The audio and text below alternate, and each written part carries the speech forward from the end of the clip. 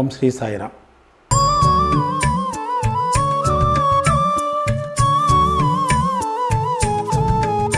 சாயி சச்சரிதம் அத்தியாயம் 33 பார்ட் 3. இதில் நாராயண் ராவ், அப்பா சாஹேப் குல்கர்னி அப்படின்ற கதைகளெல்லாம் நம்ம பின்னால் தொடர்ந்து பார்ப்போம். நாராயண் ராவ் அப்படின்ற ஒரு பக்தர்.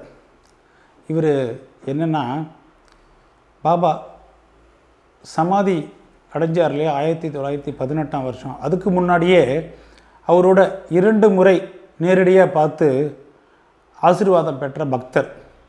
அவர் பாபா சமாதி அடைஞ்சதுக்கப்புறம் ஷிரடிக்கு போகணுன்னு ஆசைப்படுறாரு. 3 வருஷமாக ட்ரை பண்ணிட்டுருக்காரு.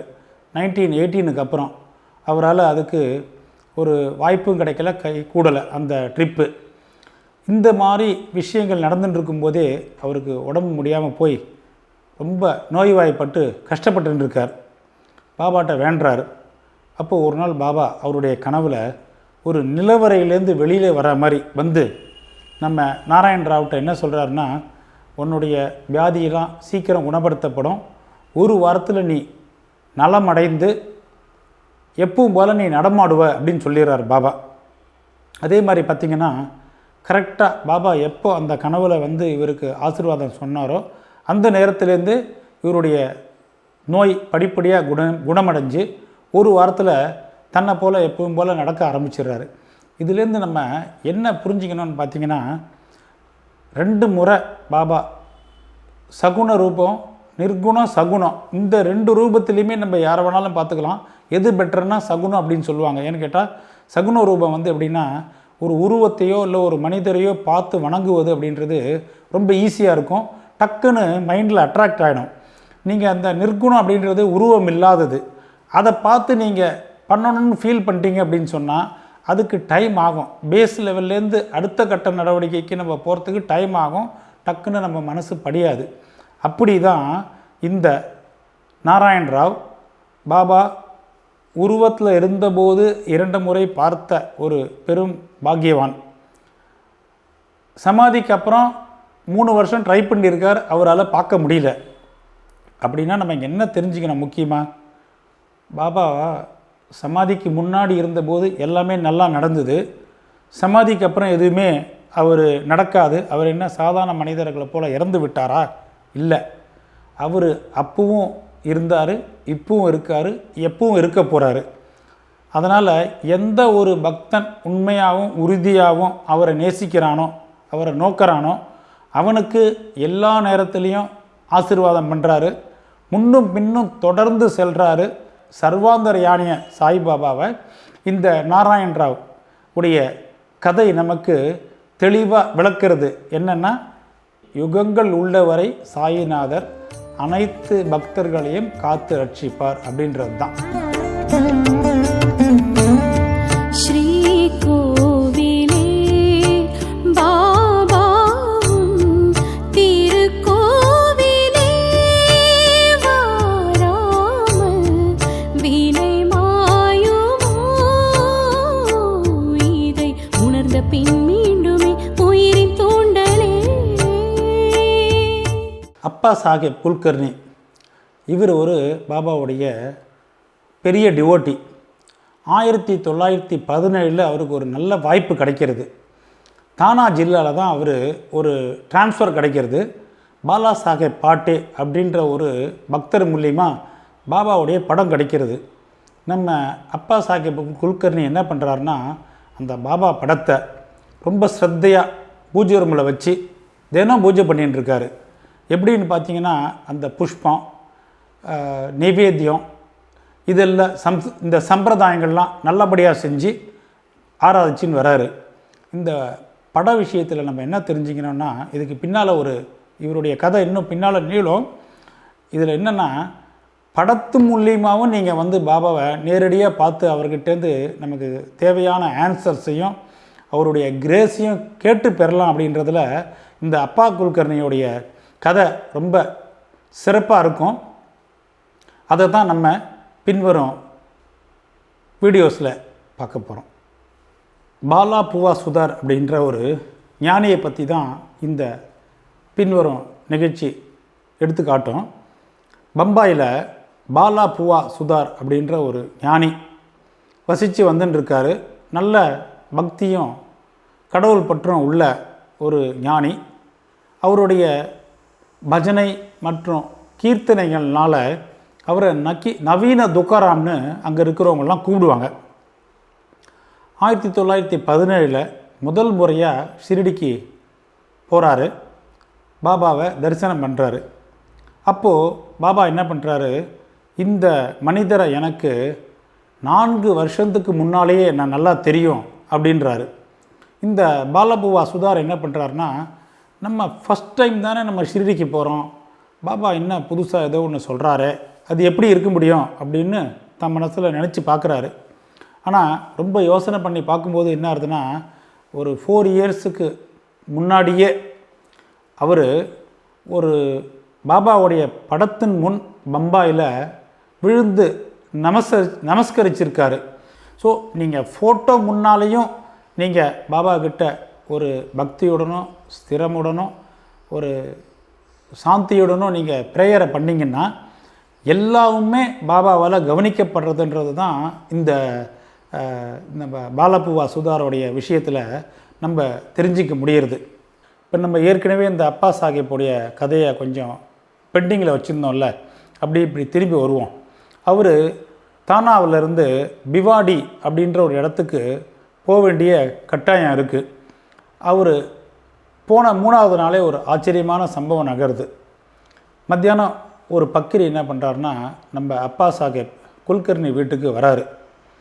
அந்த பக்கிரியோடைய பாடி ஸ்ட்ரக்சர்லாம் எப்படி இருக்குன்னா, பாபாவுடைய படத்தோட சரியாக ஒத்துருக்கு. குல்கர்னியோடைய ஒய்ஃப் என்ன பண்ணுறாங்க, பசங்களும் அந்த பக்ரிகிட்ட நீங்கள் என்ன ஷிரடி பாபாவா அப்படின்னு கேட்குறாங்க. அப்போ இந்த பக்ரி என்ன சொல்கிறார், நான் அவர் இல்லை, அவருடைய ஒரு பணிவான வேலையாள் அப்படின்னு சொல்லி அங்கேருந்து அவங்களுக்கு ஆசீர்வாதம் பண்ணிவிட்டு, உங்கள் குடும்பத்தை பற்றி நான் விசாரிச்சுருக்கேன், உங்களுடைய நலத்தை விசாரிக்க தான் வந்திருக்கேன்னு சொல்லிவிட்டு ஒரு கையை நீட்டி தட்சணை கேட்குறாரு. அப்போ அந்த பெண்மணி என்ன பண்ணுறா, ஒரு ₹1 கொடுத்து விட்டுறாரு. அப்போது அந்த பக்ரி என்ன பண்ணுறாருன்னா, ஒரு உதி பொட்டலத்தை கொடுத்து நீங்கள் இதை அவங்க பூஜையில் வச்சு டெய்லி வழிபடுங்கன்னு சொல்லி அனுப்பிச்சிடுறாரு. சொல்லிவிட்டு வீட்டை விட்டு கிளம்பிடுறாரு. இதுதான் பாபாவுடைய ஒரு முக்கியமான அருமையான அற்புதமான லீலை. எப்படின்னா, இந்த அப்பா சாஹேப் அந்த ஊருக்கு போயிட்டு வரணும்னு ஆசைப்படுறார் இல்லையா, அவருடைய குதிரைக்கு உடம்பு சரியில்லாமல் போனதுனால மேலே அவரால் அந்த பயணத்தை தொடர முடியல. அதனால் என்ன பண்ணுறாருன்னா, 1 வாரம் பிளான் போட்டவர் அன்றைக்கி சாயந்தரமே வீட்டுக்கு திரும்பி வந்துடுறார். அப்போது அவங்க ஒய்ஃப் சொல்கிறாங்க, இந்த மாதிரி மத்தியானம் ஒரு பக்கிரி வந்தார், அவர் வந்து நம்ம ஃபேமிலியெல்லாம் நல்லபடியாக இருக்கீங்களா எல்லாம் விசாரிச்சுட்டு ஒரு தட்சணையும் வாங்கிட்டார், ஒரு உதி பொட்டலத்தையும் கொடுத்து அதை பூஜையில் வச்சு டெய்லி அதை வழிபடுங்கன்னு சொல்லிட்டு போயிட்டாருன்னு சொல்கிறாரு. அப்போது நம்ம குல்கர்னிக்கு வந்து என்ன ஆகுதுன்னா, ஒரு டிஸ்சாட்டிஸ்ஃபேக்ஷன் ஆயிடுறாரு. நம்ம இருந்திருந்தால், ஏன்னா அது பாபான்னு அவருக்கு தெரிஞ்சு போச்சு. ஏன்னா அந்த படத்தில் இருக்கிற அங்க அடையாளம்லாம் அந்த பக்ரி மாதிரியே இருக்குது. அந்த பசங்களும் அந்த மனைவியும் அதை சொல்லும்போது நம்ம அந்த பக்ரியை பாபாவை நேரில் பார்த்துருந்தா ஒரு ₹10 கொடுத்துருக்கலாமே, என்னப்பா இவங்க ₹1 கொடுத்து அனுப்பிச்சிட்டாங்களேன்னு சொல்லிட்டு என்ன பண்ணுறாருன்னா, அந்த பக்ரியை தேடி அங்கேயும் இங்கேயும் அலையிறாரு. சாப்பிடாம அந்த ஊரில் இருக்கிற அந்த மாஸ்க்கு மசூதி மற்ற இடம் அந்த சத்திரங்கத்திலலாம் தேடி பார்க்குறாரு. எங்கே தேடியும் அவருக்கு கிடைக்கல. ஏற்கனவே நம்ம போன அத்தியாயத்தில் படித்தோம் இல்லையா, வெறும் வயிற்றோடு வந்து நீங்கள் கடவுளை நோக்கி தியானம் பண்ணுறதோ பூஜை பண்ணுறதோ அது சரிப்படாது. அதனால் என்ன பண்ணுறாருன்னா, நம்ம குல்கர்னி சாப்பிட்டுட்டு அவருடைய ஃப்ரெண்டு ஒருத்தர் இருக்கார், அந்த நண்பருடைய பேர் சித்ரே, அவரோட கொஞ்சம் அப்படி வாக்கிங் போகிற மாதிரி அந்த பக்ரியை தேடி போகிறாரு. கொஞ்சம் நேரத்தில் பார்த்திங்கன்னா இவங்க போகிற திசைக்கு ஆப்போசிட்டில் ஒரு மனிதர் ஓடி வராரு. நம்ம பாபா புகைப்படத்தில் இருக்கிற அங்க அடையாளங்கள்லாம் இந்த பக்ரியோட உருவத்தோடு ஒத்து போகிறதுனால நம்ம வீட்டுக்கு மத்தியானம் வந்த இவர் நிச்சயமாகவே சாய்பாபா தான் அப்படின்னு சொல்லிட்டு என்ன பண்ணுறாருன்னா, அப்பா சாஹேப்பு மனசில் நினச்சின்னு இருக்கும்போதே அந்த பக்ரி உடனே தன்னுடைய கையை நீட்டி எனக்கு தட்சிணை கொடுப்பான்றாரு. உடனே அப்பா சாஹேப் குல்கர்னி என்ன பண்ணுறாருன்னா ஒரு ரூபாயை தட்சிணையாற்ற கொடுக்குறாரு. அப்பவும் பக்ரி விடலை. திருப்பியும் தட்சிணை கொடுன்னு சொல்லும்போது இன்னும் 2 ரூபா கொடுக்குறாரு. அப்பவும் பக்ரிக்கு வந்து திருப்தி அடையலை. அவர் என்ன பண்ணுறாரு, திருப்பியும் பணத்தை கேட்குற உடனே நம்ம நண்பர் ஒருத்தர் சித்திரையோட அப்படியே வாக்கிங் போனார் இல்லையா, அவர்கிட்ட ஒரு 3 ரூபா கடன் வாங்கி பக்ரிகிட்ட கொடுக்குறாரு. திருப்பியும் பக்ரி என்ன சொல்கிறாருன்னா, திருப்பி எனக்கு தட்சணை கொடுப்பா அப்படின்னு சொல்லும்போது திருப்பியும் அப்பா சாஹேப் குல்கர்னி இன்னொரு 3 ரூபா கொடுக்குறாரு. இப்படி நீங்கள் அதை கூட்டி கழித்து பார்த்தீங்கன்னு வச்சுக்கோங்களேன், 1 ரூபா 2 ரூபா 3 ரூபா கணக்கு பண்ணி இப்படி பார்த்தீங்கன்னா டோட்டலாக ஒரு 9 ரூபா பக்ரி தங்கிட்ட தட்சிணையை வாங்கிடுறாரு.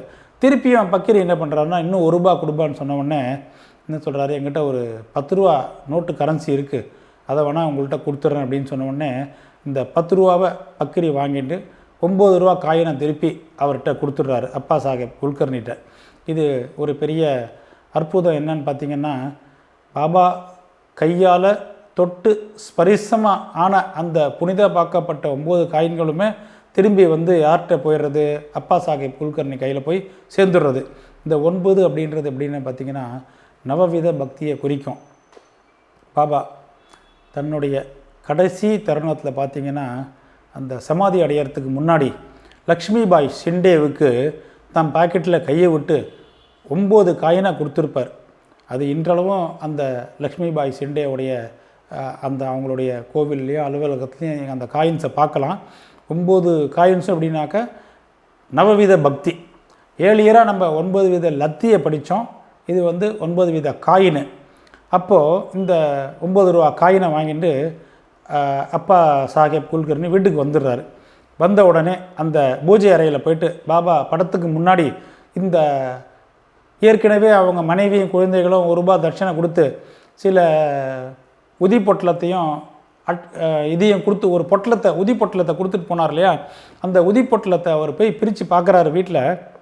அதில் சில பூவோடைய இதழ்களும் சில அரிசி அட்சதையும் அதில் இருக்கிறத பார்க்குறாரு. சில நாளுக்கு பிறகு அவர் ஒரு முறை ஷிரடிக்கு பாபாவை போய் பார்க்கும்போது அவருக்கு பாபாவுடைய ரோமம் ஒன்றும் அவர் கையில் கிடச்சிருக்கு. அவர் என்ன பண்ணிட்டாரு, நம்ம குல்கர்னி ரொம்ப ஒரு என்ன சொல்கிறது, ஒரு கிஃப்டட் பர்சன். இந்த உதி பொட்டலத்தையும் அந்த பாபாவுடைய ரோமத்தையும் ஒரு தாயத்துக்குள்ளே போட்டு அடைச்சி அதை என்ன பண்ணிட்டாருன்னா தன்னுடைய கையில் எப்போவுமே ஒரு கயிறை வச்சு கட்டின்ட்டார். ஏன்னா அப்பா சாஹேப் குல்கர்னிக்கு இந்த உதியோட பெருமை என்னன்றது நிச்சயமாக அவருக்கு தெரியும். ஆனால் இதில் அந்த உதியை எப்படி காப்பாற்றிட்டார் பார்த்திங்கன்னா, ஏன்னா நம்ம ஒரு தாயத்தில் போட்டு அடிச்சிட்டிங்கன்னா அது எங்கே போகும், மிஸ் ஆகாது. முக்கியமாக ஒரு தன்னுடைய கையில் ஒரு கயிறை போட்டு அதை ஒரு பர்மனெண்ட்டாக நம்ம பாடியிலேயே அதை ஃபிக்ஸ் பண்ணிட்டார். ஆரம்பத்தில் அப்பா சாஹேப் குல்கர்னிக்கு சம்பளம் ரொம்ப குறைச்சல் தான், ஒரு 40 ரூபா சம்பளம் வாங்கின்னு இருக்கார். இந்த பாபாவுடைய படம், இந்த உதி, அவர்கிட்டேருந்து வாங்கின அந்த 9 ரூபா காயின் தட்சிணை, இதெல்லாம் அவர்கிட்ட வந்து சேர்ந்ததுக்கப்புறம் அவருக்கு பல மடங்கு சம்பளம், 40 ரூபாவை போல் பல மடங்கு சம்பளம் உயர்ந்து ரொம்ப பெரிய லெவலுக்கு வந்துடுறாரு. நல்ல ஒரு புலமை ஆற்றலும் அவர் கிடைக்கிறது. அதை தவிர செல்வாக்கும் கிடைச்ச ஒரு பெரிய மனிதர் ஆயிடுறாரு. இந்த உலகத்தில் நம்மளுடைய ஆன்மீக முன்னேற்றன்றது ரொம்ப ரொம்ப முக்கியமானது. அதனால் இந்த பாபாவுடைய உதிய பெற்றிருக்கும் பக்தர்கள்லாம் உண்மையாகவே நல்ல அதிர்ஷ்டம் படைத்தவங்க தான். அதை வந்து நம்ம நெற்றியில் இட்டுண்டு அதை ஒரு கிரமமாக அதை ஒரு டம்ளர் தண்ணியில் ஒரு சிட்டிகையை போட்டு டெய்லி அதை கரைச்சி தண்ணியில் குடிக்க அது நமக்கு ஒரு புனித தீர்த்தமாகவும் ஆகும். எந்த ஒரு நோய் நொடியிலிருந்தும் நம்ம இந்த உதி காப்பாற்றணும் நம்ம நம்பணும். அதுக்கு உண்மையான நம்பிக்கை நிச்சயமாக இருக்கணும். இதுதான் இந்த குல்கர்னியோடைய அற்புதங்கள் with Baba vibhuti and photo. Haribhau Karnik அப்படின்னு ஒரு பக்தர் 1917ஆம் ஆண்டு தானா டிஸ்ட்ரிக்ட்லேருந்து இந்த ஹரிபாவ் கர்னிக் என்ன பண்ணுறாருன்னா, ஒரு குரு பூர்ணிமா டே அன்னைக்கு ஷிரடிக்கு போய் பாபாவை உரிய மரியாதையுடன் வணங்குறாரு. பாபாவுக்கு சில ட்ரெஸ்ஸு தட்சிணையும் சமர்ப்பிக்கிறாரு. அந்த நேரத்தில் பாபா என்ன பண்ணுறாருன்னா அவருக்கு உதியை கொடுத்து ஆசீர்வாதம் பண்ணி அனுப்பிடுறாரு. இந்த பாபாட்ட விடை பெற்ற ஹரிபாவ் கர்ணி என்ன பண்ணுறாருன்னா, திடீர்னு மனசில் ஏதோ அவருக்கு ஒன்று தோன்றது. படியை விட்டு இறங்கிடுறாரு. இறங்கிட்டு திரும்பி நம்ம இன்னும் ஒரு ரூபா பாபாவுக்கு தட்சணை கொடுத்தா நல்லாயிருக்கும் அப்படின்னு எண்ணிட்டு என்ன பண்ணுறாருன்னா, திருப்பி படியில் ஏறும்போது அங்கே பாபாவுடைய ரைட் ஹேண்ட் சைடில் எப்போவுமே மோஸ்ட்லி இருக்கிற ஷாமா என்ன பண்ணுறாரு, நீங்கள் மேலே ஏற வேண்டாம், ஏற்கனவே உங்களை பாபாட்ட நீங்கள் விடை பெற்றுன்றதுனால நீங்கள் உங்கள் வீட்டுக்கு கிளம்பலாம் அப்படின்னு ஜாடையாக சொல்லி அமுச்சிடுறாரு. உடனே நம்ம ஹரிபாவ் கர்ணி சரி திரும்பி ஏறாமல் வீட்டுக்கு கிளம்பிடுறாரு. போகிற வழியில் நாசிக்னு ஒரு இடம் இருக்குது ஷிரடிக்கு பக்கத்தில். அங்கே ஒரு காலாராம் அப்படின்னு ஒரு டெம்பிள் இருக்குது. அந்த டெம்பிளுக்கு போயிட்டு சாமி தரிசனம் பண்ணுறாரு. அப்போது அந்த கோவிலில் அந்த கதவுக்கு பக்கத்தில் ஒரு இடம் இருக்குது. அங்கே நரசிம்ம மகராஜ் அப்படின்ற ஒரு சத்குரு ஞானி அந்த இடத்துல ஏதோ தம் அடியவர்களோட ஏதோ ஒரு டிஸ்கோஸ் பண்ணின்னு இருக்கார் போல் இருக்குது. திடீர்னு நம்ம ஹரிபாவ் கர்ணி அந்த கதவை திறந்து அந்த பின்பக்கம் போய் பார்க்கும்போது என்ன ஆகுதுன்னா, அந்த நரசிம்ம மகராஜ் இருக்கார் பாருங்க, அவர் ஹரிபாவ் கர்ணிகிட்ட ஓடி வராரு. ஓடி வந்துட்டு கையை பிடிச்சிட்டு மணிக்கட்டை பிடிச்சிட்டு எனக்கு ₹1 தட்சிணை கொடுன்னு தானாகவே முன் வந்து கேட்குறாரு. அப்போ இந்த ஹரிபாவ் கர்ணி என்ன பண்ணுறாருன்னா, ஆச்சரியமும் வியப்பும் அடைஞ்சிடுறாரு. எப்படிப்பா அது, நம்ம வந்து இந்த ₹1 அங்கே ஷிரடியில், நாசிக் ஷிரடி இன்றைக்கி தேதிக்கு ஷார்ட் டிஸ்டன்ஸ் தான், அங்கே நம்ம திரும்பி போய் பாபாட்ட ₹1 தட்சிணை கொடுக்கலான்னு சொல்லும்போது அங்கே வந்து ஷாமா ஜாடா காமிச்சு நீ கிளம்பிடு, உன்னுடைய தரிசனம் முடிஞ்சு போச்சு, பாபாவுடைய பிளெஸ்ஸிங்ஸ் இருக்குது அப்படின்னு சொல்கிறாரு. அப்போ அந்த பிளெஸ்ஸிங்ஸ் பார்த்திங்கன்னா, இவர் நாசிக்கு வந்து இந்த நரசிம்ம மகராஜை பார்க்கும்போது அவர் டிஸ்கோர்ஸ் பண்ணின்னு இருக்கார் இல்லையா அடியவர்களை, அதை விட்டுட்டு ஓடி வராருன்னா அப்போ அந்த ₹1 கொடு அப்படின்னு வாலண்டியராக கேட்குறாரு. ஸோ ஹரிபாவ் குல்கர்ணிக்கு என்ன சந்தோஷம்னா, நம்ம கொடுக்கணும்னு நினச்ச அந்த ₹1 தட்சிணையை இந்த ஞானி வாங்கிடுறாரு. அப்போது இதுலேருந்து என்ன தெரியுது, எல்லா ஞானிகளுமே ஒருமித்த செயல்பாடுகளோடு தான் செயல்படுறாங்க. நீங்கள் இங்கே போய் சாமியை பார்த்தாலும் சரி, அங்கே போய் பார்த்தாலும் சரி, மாம்பழத்தில் ஷிரடி பாபாவை பார்த்தாலும் சரி தான், ஷிரடியில் போய் பார்த்தாலும் சரி தான், எங்கே பார்த்தாலும் பாபா சுற்றி சுற்றி இருந்துன்னு தான் இருக்கார். ஏதோ ஒரு ரூபத்தில் அந்தந்த பக்தனுக்கு ஏற்ற அளவுக்கு அவனுக்கு புரிந்த அளவில் தகுதிக்கு ஏற்ற மாதிரி பாபா ஆசீர்வதித்து கொண்டிருக்கிறார். இத்துடன் அத்தியாயம் 33 முடிவடைகிறது. ஓம் ஸ்ரீ சாய்ராம்.